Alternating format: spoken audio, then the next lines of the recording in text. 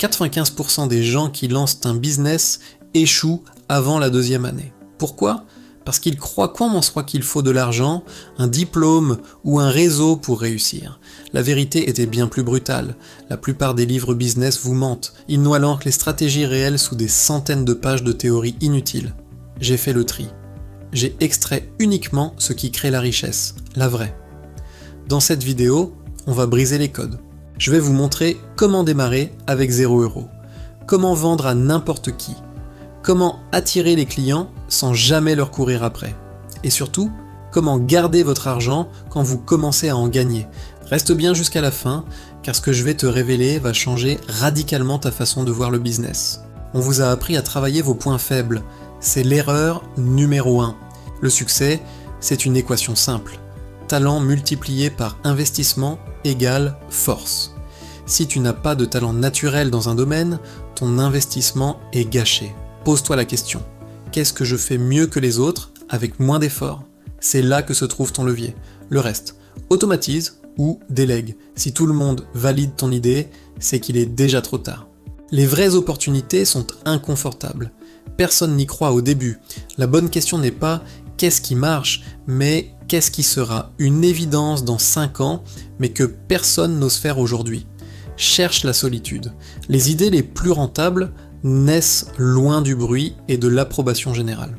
Arrête de construire dans le vide. Passer 6 mois à coder une application sans savoir si quelqu'un va payer, c'est du suicide entrepreneurial. Un MVP, un produit minimum viable, n'est pas un produit, c'est une preuve. Une simple page de vente, un formulaire de précommande.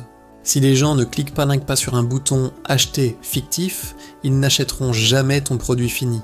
Tu dois tester la tension du marché, pas la perfection de ton code. La demande doit précéder l'offre.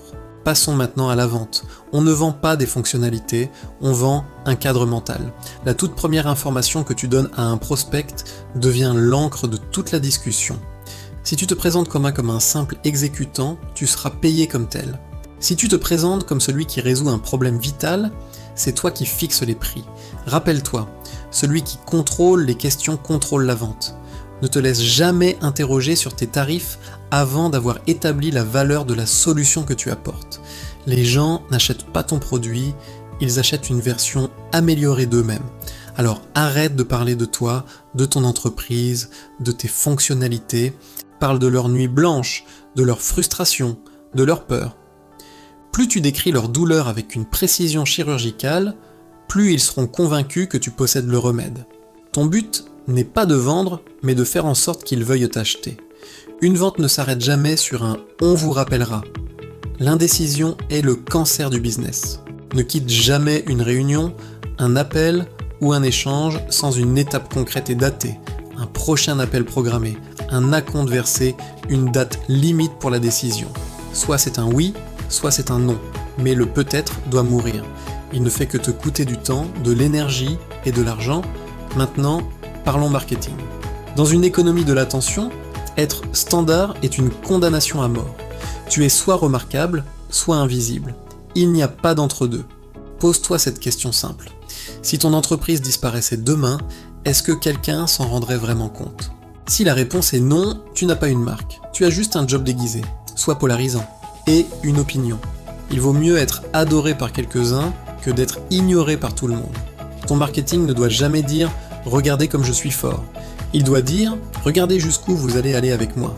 Tu n'es pas le héros de l'histoire. Le client est le héros. Tu n'es pas Luke Skywalker. Tu es Yoda. Ton rôle est d'être le guide, le mentor qui donne l'épée au héros pour qu'il puisse gagner sa propre bataille. Ton succès est une conséquence directe du succès de tes clients. Acquérir un client coûte une fortune. C'est souvent l'investissement le plus lourd. Le vrai profit ne se fait pas sur la première vente, mais sur la deuxième, la troisième ou la 10e. Tu dois créer une échelle de valeur. Une première solution simple et accessible doit mener naturellement à un problème plus complexe que par chance tu peux aussi résoudre avec une offre supérieure. Ne lâche jamais la main de ceux qui t'ont déjà fait confiance. C'est là que se trouve la rentabilité. Abordons la partie la plus négligée. Comment garder l'argent ? La plupart des entrepreneurs regardent ce qu'il reste à la fin du mois pour se payer. C'est l'inverse qu'il faut faire. La méthode Profit First, paye-toi d'abord. Dès que l'argent rentre, un pourcentage fixe va directement dans ta poche, même une petite somme. Cette contrainte force ton business à devenir efficace en réduisant les dépenses inutiles. Si tes dépenses croissent au même rythme que tes revenus, tu ne t'enrichis pas, tu augmentes juste ton niveau de stress. Les riches ne trichent pas, ils étudient le manuel de jeu. La fiscalité n'est pas une punition, c'est un ensemble de règles et d'incitations. L'État encourage certains comportements via des réductions d'impôts. Un bon expert comptable n'est pas un coût, c'est un investissement qui peut te rapporter 10 fois sa mise. Ne joue pas contre le système, apprends à l'utiliser pour protéger ton capital et le faire fructifier. Enfin, le marché est une mer agitée. La plupart des gens prennent des décisions financières quand ils ont peur ou quand ils sont euphoriques, les deux pires conseillers.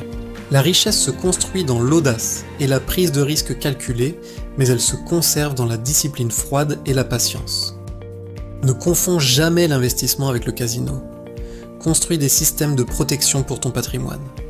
Le business n'est pas une question de chance, c'est une question de système. Si tu appliques ces principes, tu n'auras plus jamais besoin de chercher du travail ou de l'argent. Ils viendront à toi parce que tu crées de la valeur réelle et que tu sais la capturer. Si tu veux arrêter de subir le bruit ambiant, comprendre la technologie qui change le monde et construire ta liberté financière sans bullshit, abonne-toi à TechnoBudget. Ici, on ne vend pas de rêves, on construit des réalités. Active la cloche pour ne pas rater la prochaine stratégie. On se retrouve de l'autre côté.